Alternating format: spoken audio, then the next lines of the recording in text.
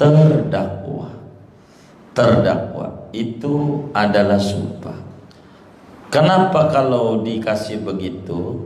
Sebab kalaulah sumpah, kalaulah setiap orang ngaku langsung dibenerin oleh hakim, maka hancur. Tiap orang bakal punya ngaku punya orang lain. Tiap orang bakal menuduh orang lain dirinya yang maka harus dua-duanya. Yang ngedakwa kudu ada bukti, yang didakwa kalau dia bertahan dengan yang dia akui harus mengadakan sumpah, harus bilang demi Allah, demi Allah, begitu. Itu begitu. Kayak orang ribut pemilu dalam Islam, yang nuduh curang bawa bukti-bukti kecurangan. Kalau yang ngakunya enggak curang, KPU sumpah demi Allah saya tidak berbuat, harus begitu. Ntar bakal ketahuan, ntar juga ada yang mati, begitu. Itu nantinya serahin nama Allah. Itu Islam itu kayak begitu, cara menetapkan keadilan. Hakim tuh karena enggak panjang kayak kita, jadi repot, harus benar. Dan di dalam memutuskan keadilan tidak boleh dia sembarangan. Sampai ada orang warok di dalam hakim Islam itu cakep. Ada orang beli tanah 1000 meter.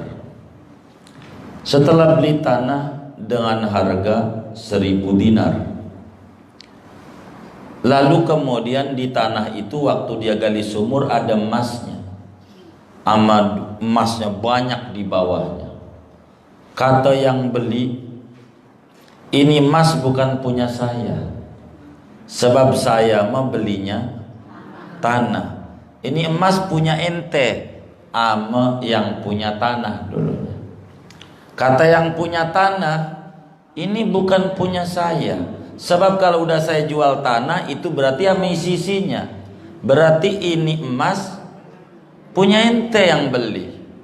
Kata yang beli, enggak, saya ini belinya tanah. Jadi ini bukan punya saya nggak mau makan begini. Uang bukan punya saya. Kata yang jual tanah, lah saya udah jual tanah, berarti yang misinya. Ini berarti kalau saya ambil, saya dosa. Ini mau orang benar dua-duanya. Begitu. Enggak ada tuh. Oh enggak ada. Ini ribut. Saking apiknya. Di bagaimana ini? Majulah kepada pengadilan Islam. Pada kagak mengakuin ini emas sekarung ini. Yang beli tanah enggak mau karena dia ngomongnya beli tanah doang, janjinya dari awalnya enggak beli isi yang di dalam tanah. Begitu. Kata yang jual tanah, ya saya udah jual tanah tentu isi isinya. Jadi ini bukan punya saya. Dia bingung, nih bagaimana ini? Ngadu di pengadilan Islam. Kata hakimnya juga orang pintar, orang adil. Iya. Di dua orang ini masya Allah luar biasa. Kalau hakimnya kita, ya udah buat gua aja daripada lu ribut. Kalau hakimnya kita, karena hakimnya juga orang benar, dia tanya, Bapak saya mau tanya, ente penjual punya anak gak? Yang punya tanah nih, punya apa? Laki-laki. Ente pembeli punya anak, punya apa? Perempuan. Udah kawinin aja. Ini emas ini buat anak ente, buat mas kawinnya aja, buat anak ente. Gitu. Akhirnya dia redha. Ya udah kawin. Jadi baru nikah udah punya emas sekarung. Oh gitu. Begitu. Saking nggak mau mulu, ini mau dikasih orang nggak bisa. Ya udah kasih anaknya dia aja. Dia dapetin mantunya, dia dapetin ya mantunya. Udahlah. Itu Islam di dalam cara memutuskan keadilan. Jadi enggak boleh kita berbuat zalim, enggak boleh mengambil harta orang lain, enggak boleh membunuh orang lain, ndak boleh. Maka kalau ada orang dituduh membunuh, kudu ada bukti penuduhannya. Kalau dituduh orang mengambil harta, maka kudu ada bukti penuduhannya. Apa buktinya? Bahwa dia nuduh. Itu Islam itu selalu menjaga hak-hak orang, apa jiwa ataupun harta benda. Maka sehingga di dalam Islam dijelaskan tentang bagaimana prinsip-prinsip peradilan di dalam Islam. Tidak boleh karena kedekatan lalu kita benerin, tidak boleh karena dia anak lalu dibenerin, tidak boleh karena dia saudara lalu kita benerin. Islam kalau salah tetap salah, siapapun dia.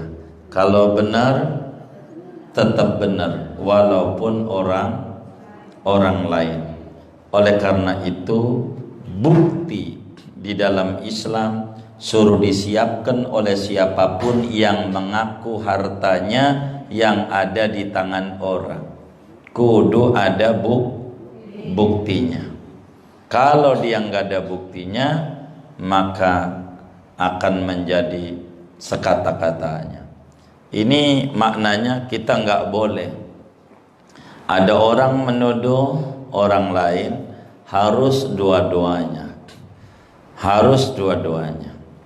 Kalau ada orang ngadu sama kita, cerita sama kita si Anus salah, begitu, maka kita tidak boleh begitu, tidak boleh. Dalam Islam salah, kita dosa. Kita simpen baru separuh data ini, baru kita keluarkan kalau 2 data. Bagaimana si Anu yang dituduhkan bercerita? Dari 2 itu ditimbang, baru ditimbang kita bakal tahu yang benar si ini, yang salah si ini. Kalau sepotong doang, pasti kita bakal rusak pola pikir kita. Harus menilai sesuatu utuh. Ini namanya prinsip pengadilan. Begitu kita, kalaulah kita ada orang tengkar, maka orang ribut, maka kita harus 2 data yang kita harus pegang. Kalau udah 2 data, bakal ketahuan yang benar mana, yang salah yang mana. Tapi kalau baru 1 data doang, ini bakal menjadi bahaya. Kita bakal mencela orang yang kita bakal malu sendiri ketika terbukti celaan kita salah karena datanya belum lengkap, dan itu bakal kerugian dalam hidup. Maka Islam, kalau ada orang ngadu sama kita, ibu-ibu temennya ngadu, apa kehidupan rumah tangga atau masalah hutang piutang, maka kalau baru 1 data enggak bisa kita nyimpulin, harus dua data. Baru 2 data kita nyimpulin mana yang salah, mana yang benar. Si Anu ngomong begini, si Anu ngomong begini, yang samanya mana, yang bedanya mana, maka dicari. Sesudah ketemu sama, cari ketemu beda. Beda ini di mana? Baru bakal ketahuan, oh salahnya di sini. Begitu. Tapi kalau kita enggak, ini bakal kita jadi rusak di dalam beragama. Sebab Islam diatur, andai manusia asal ngomong jeplak aja langsung kita telan dan kita dongengin, hancur kehidupan. Maka kita enggak boleh. Kalau ada orang ngomong jeplak, kita nggak boleh telan dan kita cerita. Kita harus lengkap dulu datanya, baru sesudah lengkap baru kita adu, dan kita tahu nanti yang salahnya ini, yang benarnya ini. baru kita bercerita, supaya jangan sampai kita terjebak membenarkan yang salah dan terjebak menyalahkan yang benar, dan ini bakal menjadi kacau di dalam kita punya hidup dan kehidupan. Maka Rasulullah Sallallahu Alaihi Wasallam saking sayangnya kepada kita umat, maka tidak boleh sembarangan.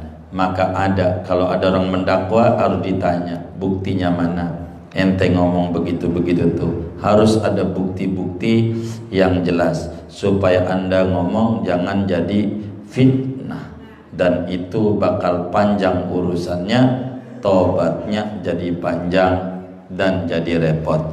Maka Nabi menyampaikan, lau yu'tan nasu bidakwahum,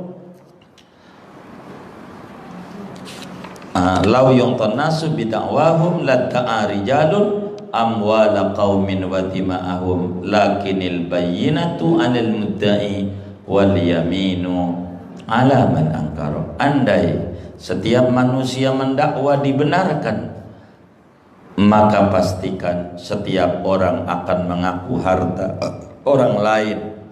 Setiap orang bakal mendakwa orang lain. Tapi Islam harus membawa dua prinsip. Setiap yang mendakwa, dia harus bawa bukti-bukti dan saksi-saksi yang kuat. Kalau dia itu terdakwa, dia hakimnya harus bersumpah. Ente berani sumpah? Oh berani. Begitu. Allah bakal siap nanti di akhirat. Kalau sumpah palsu bahaya. Dosa paling gede bila anda sumpahnya palsu. Siap. Kalau orang benar pasti siap. Ceburin di api Nabi Ibrahim, siap karena benar. Begitu. Zaman Zulkarnain nyebur ke empang, siap. Kalau orang benar mah enggak pernah dia takut di dalam menegakkan sebuah kebenaran. Ini dasar-dasar bagaimana cara Islam memutuskan sebuah keadilan. Jangan sampai kita sebagai hakim miring sebelah, jangan sampai kita sebagai hakim berat sebelah, jangan sampai sebagai hakim kita memutuskan tidak adil, dan ini bakal bahaya. Maka disebutlah wazinu bil qistasil mustaqim, timbanglah dengan keadilan yang seadil-adilnya. Wailul lil mutaffifin, neraka wail bagi siapapun yang berbuat kecurangan. Kita jadi hakim curang tidak boleh, maka diatur dalam Islam cara duduknya. Kalau yang mendakwa di kursi, yang terdakwa juga kudu di kursi. Yang satu kursi empuk, yang satu kursi plastik, enggak boleh. Anda adil. Dia harus sama di mata hakim yang mendakwa maupun yang didakwa, harus sama. Kalau enggak repot. Di Indonesia kalau pengadilan pengen benar, walaupun belum pakai hukum Islam, mestinya pengacara kalau yang dibelanya salah, maka pengacaranya juga kudu masuk penjara. Sebab membela yang salah sama dengan salah, membela yang benar sama dengan benar. Maka kalau pengacaranya masuk penjara juga, orang ngeri ngedampingin orang salah. Cuman karena yang salahnya doang dihukum, maka pengacara mau enak dapat duit, gitu, dapat duit, tetap aja dia nggak ini.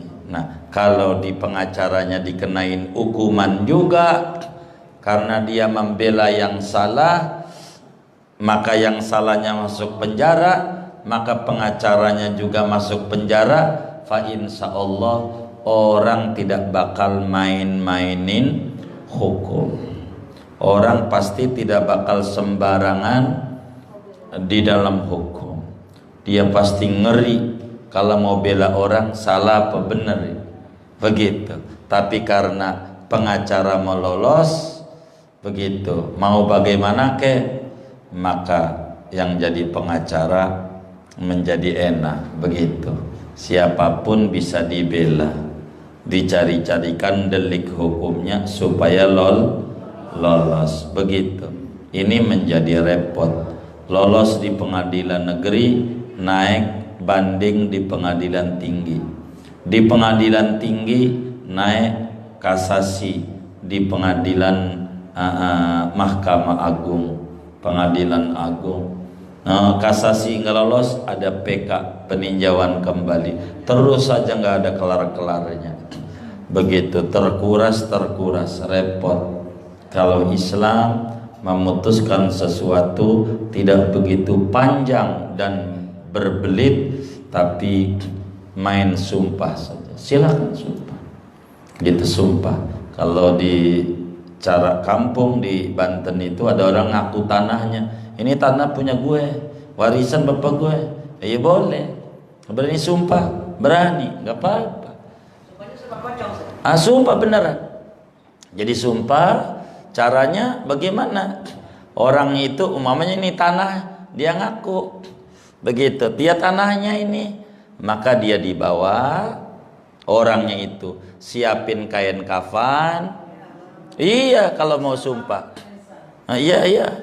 Siapin kain kafan, ditonton orang banyak, nanti diinjak buminya sama dia. Demi Allah, ini bumi punya saya. Begitu. Ini bumi, ini tanah punya saya. Bila tidak punya saya, bumi ini pasti tidak redho sama saya. Paling selang saja modar di situ. Kalau ngaku-ngaku, makanya kain kafannya sediain, ditonton orang banyak. Itu cara Islam. Mati.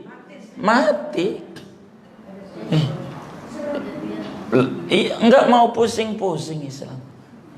Mati. Orang tuh injak tanahnya, siapin, ditonton orang. Kiai banyak, dia ngomong. Quran ada, siapin semuanya. Begitu. Kain kafan siapin. Buat ente mati, ini kain kafannya nanti. Begitu. Li neraka. Begitu. Itu begitu. Jadi enggak mau pusing Islam. Enggak mau.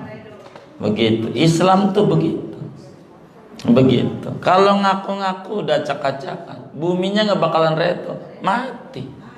Kalau adu sumpah, itu sumpahnya di tanahnya. Langsung azab Allah. Enggak pakai lama. Kan kain kafan disiapin.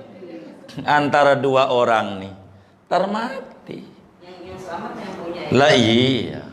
Yang selamat yang punya. Iya, begitu. Iya begitu. Kalau di film begitu. Kalau beneran nih, langsung joprak dia. Kan buminya nggak reda diinjak dia. Di mata dia api buminya nantinya sesudah sumpah itu kan otomatis dia injak api, lah mati dia. Itu dalam Islam. Jadi sehingga enggak ini.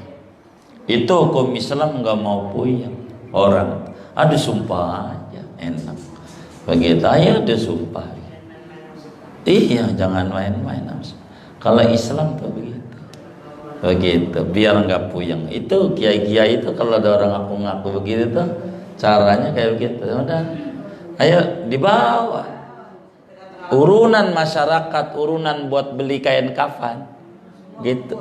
Kumpul modalin kain kafan, kembang buat mandinya, daun dadap, siapin, gitu. Siapin buat matinya dia. Lah jangan ngaku-ngaku kalau bukan punya haknya. Apanya? Iyalah bakal ditalkin. Emang begitu Islam. Jadi sehingga orang nggak sembarangan ngaku-ngaku harta orang lain, bahaya. Itu baru di dunia, nanti di akhirat lain cerita. Iya, lebih berat lagi. Itu kan di dunia. Jadi nggak mau puyeng kalau Islam. Kalau orang ribut-ribut dah, sumpah. Bagi. Jadi itu perkataan dia itu sumpah dia dibuktikan sama Allah ya. Oh iya. Bukan udah saya, bumi nggak bakal redo. Oh iya nggak bakal redo. Mau order langsung, mau injak di mana bang buminya nggak redo? Iya, modal itu begitu. Maka kalau pakai sumpah begitu tuh orang yang tadinya ngaku-ngaku juga ngeper, termodar. Iya bukan punya saya, ujungnya begitu. Ujung daripada bakal begitu, kan dia bingung juga. Iya. Kan bininya bela juga dia salah. Begitu. Kan kita jangan bela dia juga dong, bela yang benernya juga. Jangan dia doang yang dipikirin. Kan sian juga yang benernya juga udah terdolim. Iya. Iya, begitu di dalam Islam. Datang, wallahu a'lam bishawab. Segini. Iya. Sampai ke akhirat. Ada yang ditanya mungkin dari materi ini atau di Rasulullah doa silakan. Baik Umi. Anak diambil sama abangnya. Kita begitu. Yang sampai presiden. Kenapa? Baik Nuril yang sampai ke ini meminta keadilan, minta ampun sampai ke presiden. Wah, iya. Saya nggak begitu paham. Secara jujur saya ini bertahun-tahun nggak nonton TV, jadi saya ketinggalan informasinya. Nggak apa-apa Umi, nggak apa-apa. Artinya untuk membantu menjawabnya, gimana kasusnya maksudnya begitu? Jadi dia itu dilecehkan sama atasannya Ustaz. Terus supaya dia punya bukti, supaya dia rekam. Terus itu direkam omongannya. Terus dia cerita ke temannya, nah temannya itu terus langsung share kemana-mana. Dikira sama temannya itu akhirnya sampai di sidang sebaiknya itu. Jadi dituntut di sidang di provinsi dia dinyatakan menang, tapi setelah itu dia terima ya banding. Terus di yang tinggi lagi dinyatakan polisinya salah. Akhirnya dia minta itu Kasat, iya. Udah. Iya, karena Indonesia memang berbelit. Tapi kan doa ini kabul ya saudara. Doa Rasul kan kabul ya. Iya. Iya. Allah. Iya.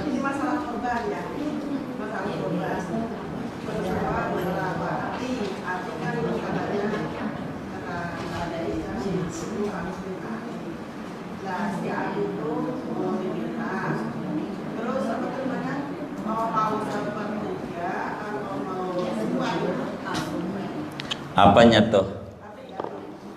Mintanya. Ya kita ngorban gitu biar gampang. Terus? Terus katanya hati itu ada yang sepertiga apa semuanya gitu. Dasar dengan kita nggak tahu, terus manusianya kan nggak tahu, dikasih semua gitu. Saya ngomong ya harus dibagi tiga buat korban, yang tiga lagi buat menerahin. Itu gimana solusinya? Nggak, jadi kalau ngorban sunat, upayakan oleh kita yang ngorban ngambilnya hati. Kita yang ngorban ngambilnya hati. Kita dikasih oleh agama paling enggak sepertiga. Kalau sepertiga kebanyakan. Kalau sapi, kita ngorban sapi, sepertiganya kan banyak. Maka kita disuruh ngambilnya hati. Maka kalau kita lah ngorban, minta aja hati, semuanya buat kita. Kalau kemudian panitia kurbannya nambahin sama paha kanan, terima aja. Ditambahin lagi paha kiri, terima aja.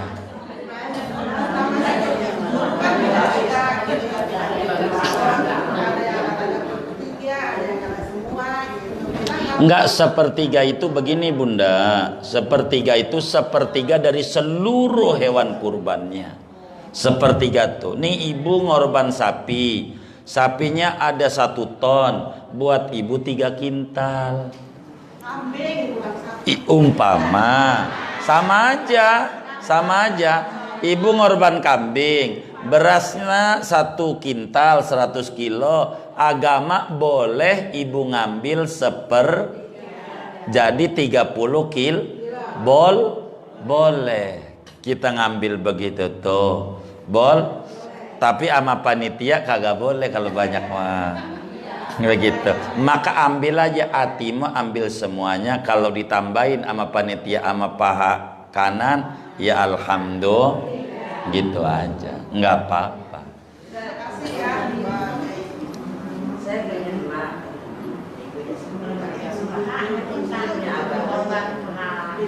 Semua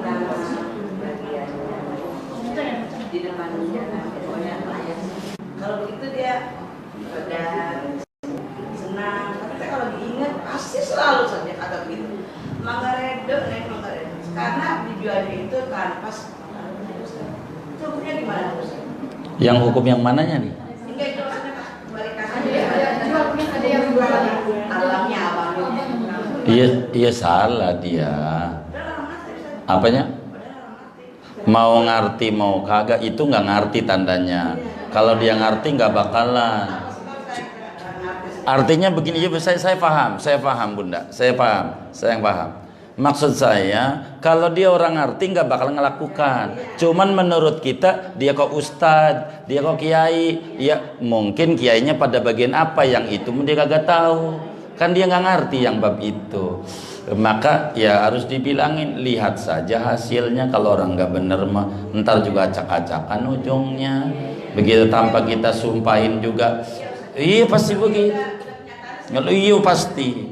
Nggak bakalan, Tuhan mah pasti tidak bakalan tidur. Orang yang agak benar, lihat saja hasilnya tanpa kita perlu nyumpahin, tanpa perlu kita doain. Orang yang agak benar mah jangankan di akhirat, di dunianya aja udah belangsa, sengsara dan susah. Kalau kita nggak benar maka kita sebagai muslim harus berupaya, kita harus benar pada pijakan agama yang benar. Begitu. Jangan, masih mendingan kita sengsara di dunia yang sebentar ini daripada kita ngalamin sengsara di akhirat yang selama-lamanya. Mengalah saja lebih baik. Begitu Allah.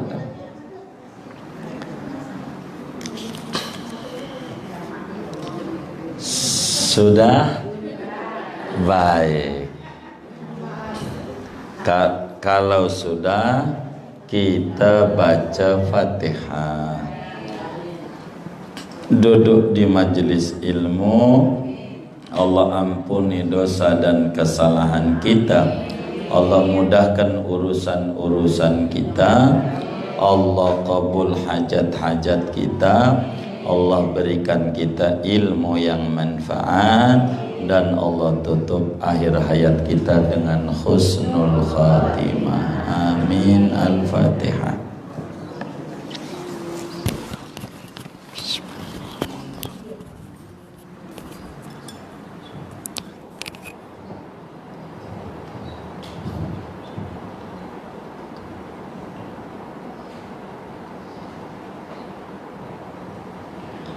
Rabbana taqabbal minna ta'limana wa ta'allumana wa du'aana wa jami'a a'malina wa tammim taqsirana ya Allah ya Allah ya Allah ya Arhamar Rahimin.